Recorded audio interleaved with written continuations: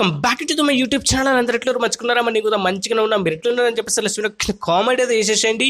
ఇక మరి ఇందులో కూడా చాలా చాలా ఇంట్రెస్టింగ్ ఫ్యాక్ట్స్ అయితే ఉన్నాయన్నమాట. మీరు ఎక్కడ కూడా స్కిప్ అయితే చేయదు. స్కిప్ చేస్తే మీరు చాలా చాలా ఇంట్రెస్టింగ్ ఫ్యాక్ట్స్ అన్నీ కూడా మిస్ అవుతారు. అదే కాకుండా లాస్ట్ అండ్ ఫైనల్ ఫ్యాక్ట్ ఏదైతే ఉందో అది నా ఫేవరెట్ ఫ్యాక్ట్ అయితే ఉంటుందన్నమాట. చాలా చాలా ఇంట్రెస్టింగ్గా ఉండబోతుంది ఈ యొక్క ఎపిసోడ్ అనేది. ఇక మరి మొదలు పెట్టుకుందామా? మరి ఫస్ట్ ఫ్యాక్ట్లో కనుక మనం వెళ్ళిపోయినట్లయితే, ఈ యొక్క ప్రపంచంలో ఆక్షన్లో వేస్తే అత్యంత ఎక్కువ ధరకి అమ్ముడుపోయినటువంటి బ్యాట్ ఏదైనా ఉంది అని అంటే ఒక బ్యాట్ ఉంది. అది ఎవరిదంటే మాత్రం మన ఎంఎస్ ధోనిది. MS Dhoni, the legend of the cricket. ఆ ఒక ఎంఎస్ ధోనికి సంబంధించినటువంటి బ్యాట్ ఎంత అమ్ముడుపోయింది అనుకుంటున్నారు? 1.2 crore రూపీస్ అయితే దానికి ఆ ఆక్షన్లో అమ్ముడుపోయింది అనమాట. అది అంత వాల్యూ పలకడానికి గల రీజన్ ఏంటో తెలుసా? ధోనే ఫినిష్ హోమ్ స్టైల్ అని చెప్పేసి ఒక డైలాగ్ వినిపిస్తూనే ఉంటుంది ప్రతిసారి గుత. అదే మరి వరల్డ్ కప్ విన్నింగ్ బ్యాట్. ఆ క్రేజ్ మామూలుగా లేదు, నెక్స్ట్ లెవెల్ అది. ఆ ఒక్క డైలాగ్ విన్న ప్రతిసారి కూడా గూస్ బంప్స్ వస్తాయి. ఆ ఒక కామెంటరీ విన్నంతసేపు కూడా గూస్ బంప్స్ వస్తాయి. నెక్స్ట్ లెవెల్, ఆ ఫీల్, ఆ హై వేరే లెవెల్. అర్థమైందా? ఆ ఒక బ్యాట్ని ఆప్షన్లో కనుక పెడితే అది ఇంతకు అమ్ముడుపోయిందనమాట. 1.2 crore రూపీస్కి అయితే ఒక బ్యాట్ అనేది అమ్ముడిపోయింది. మరి విరాట్ కోహ్లీ బ్యాట్ కనుక, ఏదైనా ఒక బ్యాట్ కనుక ఆప్షన్లో పెడితే దానికి ఎంత క్రేజ్ ఉండొచ్చు? లెట్స్ మీరు ఒక కామెంట్ అయితే చేసేసేయండి, నేను కూడా తెలుసుకుంటా. మరి ఈ యొక్క విషయం ఎంతమంది తెలుసుకుంటున్నారు అనుకుంటా కింద కామెంట్ అయితే చేసేసేయండి. టైటానిక్. ఈ టైటానిక్ షిప్ని బిల్డ్ చేయడం కోసం, అంటే దాన్ని తయారు చేయడం కోసం, దాన్ని మంచిగా తీర్చిదిద్దడం కోసం, దాంట్లో అన్నిటిని ప్రతి ఒక్క దాన్ని ఫెసిలిటీస్ అన్నిటినీ కూడా బిల్డ్ చేయడం కోసం ఖర్చు అయినటువంటి, అంటే లైక్ దానికి పెట్టినటువంటి ఖర్చు ఏదైతే ఉందో అది $16 million అయితే ఉందన్నమాట. అదే టైటానిక్ మూవీ, అదే 1997లో వచ్చినటువంటి టైటానిక్ మూవీ ఏదైతే ఉందో మనం అందరం కూడా చూసాం. దాన్ని చూసి ఇన్స్పైర్ అయ్యి ఇష్టం వచ్చినట్టు ఫోటోలు దిగిన వాళ్ళు కూడా ఉన్నారు, అవునా కదా? మరి ఆ మూవీకి ఖర్చు అయినటువంటి అమౌంట్ ఎంత అనుకుంటున్నారు? $200 million. అంటే అర్థం చేసుకోండి. దాన్ని తయారు చేసిన దానికంటే ఇక్కడ ఈ మూవీ తీయడం కోసమే ఎక్కువ బడ్జెట్ అయిందని చెప్పేసి చెప్పుకోవచ్చు. వేరే లెవెల్ కదా. ఈ యొక్క ఇన్సిడెంట్ అనేది వేరే లెవెల్. అది ఎలా అయిందంటే మాత్రం యాక్టర్స్ కోసం ఇంకోటి అని చెప్పేసి చెప్తున్నారు. టూ ఎక్స్పెన్సివ్, 100% చెప్తుంది.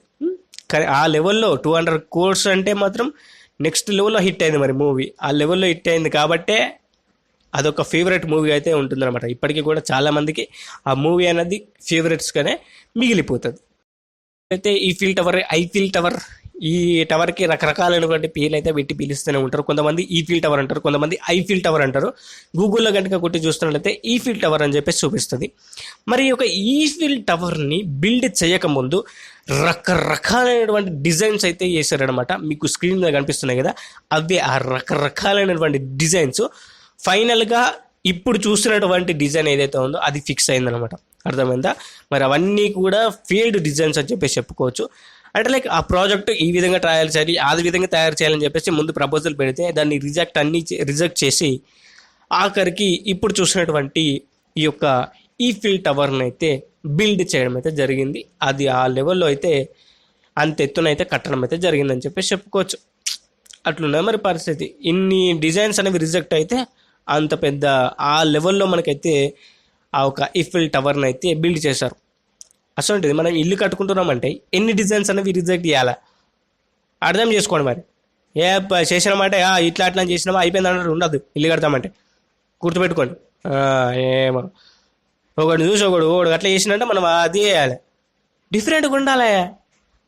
ఒకడు కుక్క పీ నాకుతుంది, అదే నాకుతావు నువ్వు ఏమో అన్నీ ఇట్లా కాదబ్బా. ఇప్పుడు వాడు ఎవరినో చూసి నువ్వు కాల్చుకుంటా అంటే ఎట్లా చెప్పు? నాకు అర్థం కాదు. చేసుకోమాక నీ బడ్జెట్ తీరు, నీ యొక్క అనుకూలత తీరు నువ్వు మార్చుకోవాలి. అంతేగాని వాడు కూడా చేసిందని చెప్పేసి నువ్వు చేస్తే బొక్కపడేది నీకే మళ్ళా. ఏమో అది అర్థం చేసుకో ముందుగా. ఫిలిప్పీన్స్ దేశంలో ఎన్ని ఐలాండ్స్ ఉన్నాయి అనుకుంటున్నారు మ్యాక్సిమం? అవి ఒక రోజు చొప్పున నువ్వు ఒక ఐలాండ్కి తిరిగినా కూడా 21 ఇయర్స్ పడుతుందంట అన్ని ఐలాండ్స్ నువ్వు తిరిగి రావడానికి. మరి చూసుకో అక్కడ ఎన్ని ఐలాండ్స్ ఉన్నాయని చెప్పేసి నీకే తెలుస్తుంది. కొన్ని అయితే ఈ మధ్యలో మునిగిపోతున్నాయి. అది ఎందుకు ఏమిటికంటే మాత్రం గ్లోబల్ వార్మింగ్ వల్ల అవన్నీ కూడా మునిగిపోతున్నాయని చెప్పేసి చెప్పుకోవచ్చు. ఆ ఒక్క మంచు కొండలు ఏవైతే ఉన్నాయో అవన్నీ కరగడం, ఉత్తర ధ్రువం దక్షిణ ధ్రువంలో ఉన్నటువంటి మంచు అంతా కరగడం, అవన్నీ కూడా చేయడం ద్వారా ఈ యొక్క ఐలాండ్స్ అన్నీ కూడా మునిగిపోతూ ఉన్నాయని చెప్పేసి చెప్పుకోవచ్చు. అందులో కొన్ని తగ్గొచ్చు, కొన్ని పెరగవచ్చు, మనకైతే తెలియని ముచ్చట. మరి మీరు ఈ యొక్క ఐలాండ్స్కి విజిట్ చేద్దాం అనుకుంటున్నారా అని చెప్పేసి లెట్స్ కింద కామెంట్ అయితే చేసేసేయండి. మరి ఫిలిప్పీన్స్లో ఉన్నటువంటి ఐలాండ్స్ అన్నీ కూడా ఆ లెవెల్లో ఉన్నాయని చెప్పేసి చెప్పుకోవచ్చు. మనం ఎవరితోనైనా కానీ ఫ్రెండ్షిప్ అనేది చేస్తూనే ఉంటాం. చాలా రకాలుగా మన క్లోజెస్ట్ ఫ్రెండ్స్ అనే వాళ్ళు ఉండే ఉంటారు.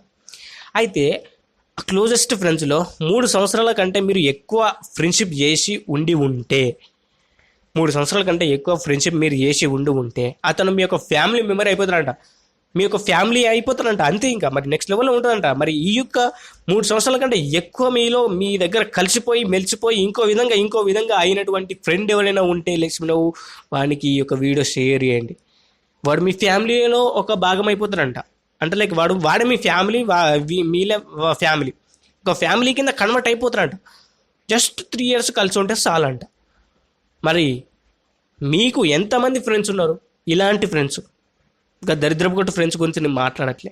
ఇలాంటి ఫ్రెండ్స్, ఆ దరిద్రపు కొట్టు ఫ్రెండ్స్ ఎప్పుడో ఫోన్ చేద్దామంటే ఫోన్ చేస్తారు, ఈ కథం అయిపోతుంది. 10 నిమిషాలు ఫోన్ మాట్లాడతారు, కథం పెట్టేస్తారు. అరే ఇలా అంటారు, కథం క్లోజ్. నాకున్నారు నా దరిద్రమైన ఫ్రెండ్స్. ఎవడు ఫోన్ చేయడు, ఎవరికి ఏది అసలు నేను ఉన్నాను కూడా వాడికి ఎవరికి తెలియనట్టు ఉండరు. నేను ఫోన్ చేస్తే మాత్రం అరే రే అని మాట్లాడతారు, వాడు మాత్రం నాకు చేయడు. అసలు ఫ్రెండ్స్ ఉన్నారు నాకు. ఏమైనా అర్థం చేసుకోండి, అట్లా ఉన్నది భయ్.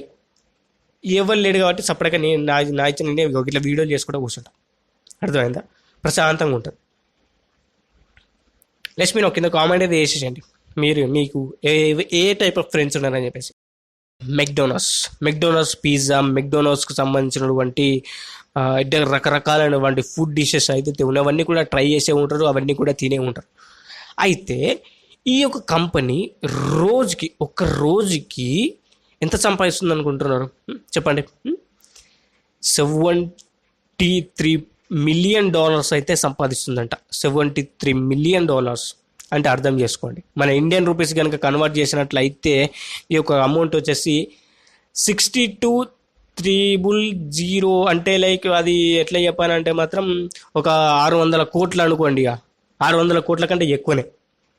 అంత అమౌంట్ అనేది ఒక్క రోజుకు జనరేట్ చేస్తుందంటే అర్థం చేసుకోండి భయ్, ఏ లెవెల్లో దీన్ని అంటే ఏ లెవెల్లో మనమైతే కన్జ్యూమ్ చేస్తున్నామో ఫుడ్ అనేది చెప్పేసి అర్థం చేసుకోండి.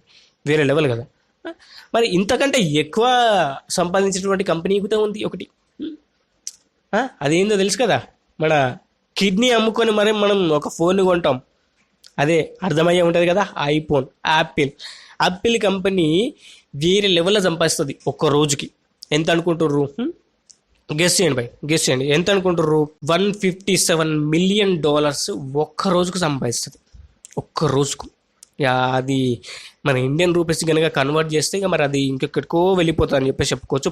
ఆ లెవెల్లో అమౌంట్ అనేది జనరేట్ చేస్తుందంటే షో ఆఫ్ కోసం చేస్తున్నటువంటి పనికి మళ్ళీ పంచాయతీలు అంటే గిట్నే ఉంటాయి. వాడు బతుకుతూనే ఉంటాడు కదా, షో ఆఫ్ కోసం ఇట్లా అని చూపెట్టుకోవడం కోసమే ఇదంతా పంచాయతీ. ఇన్ని గణం కోట్లు వాళ్ళు సంపాదించుకుంటుండంటే వేరే లెవెల్ రా. నువ్వు ఉండాల్సినవే, నువ్వు షో ఆఫ్ కోసం చేస్తున్నటువంటి పంచాయతీ వాడిని బతికిస్తున్నావు.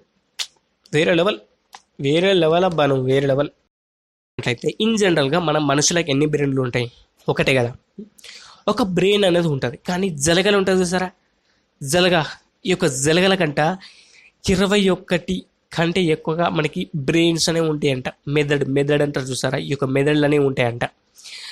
ఇన్ని మెదడులు ఉన్నాయి కాబట్టి అది జలగ ఎన్ని పెట్టుకున్నా ఎంతగానం అది పట్టుకుని ఎంత గట్టిగా పట్టుకుంటుంది అంటే వేరే లెవెల్లో పట్టుకుంటుంది. ఎన్ని సెన్సెస్ ఉంటాయి, ఎన్ని రకాలైనటువంటి అవి మెదడులను యాక్టివేట్ అయ్యి దాన్ని పీకుతా అంటే అది గట్టిగా పట్టుకోరా అని చెప్పేసి ఎంత సెన్సెస్ చేసి ఎన్ని రకాలుగా దాన్ని అడ్జస్ట్ మరి అర్థం చేసుకోండి. మరి అంటే లైక్ ఇప్పుడు దాన్ని ఎంత కట్ చేసినా కానీ అది బతుకుతుంది అంటే అర్థం చేసుకోండి. అందులో ఉన్నటువంటి మెదడులు సపరేట్గా పనిచేస్తాయి కాబట్టి అది బతుకుతుంది.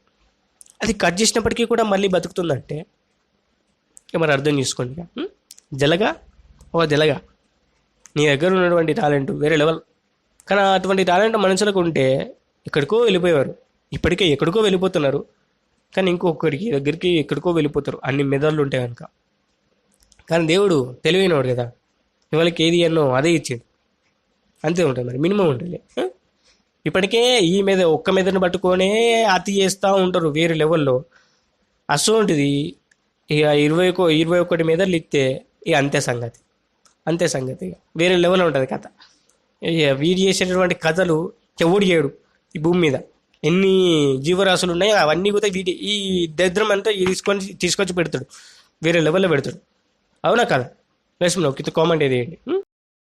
ఇన్ జనరల్గా మన ఇండియాలో సగటున మనం చూసుకున్నట్లయితే ఆదివారమో లేకపోతే ఇప్పుడిప్పుడు మనం చూసుకున్నట్లయితే కోళ్ళు తీయడంలో కాస్త ఎక్కువైపోతున్నాయని చెప్పి చెప్పుకోవచ్చు.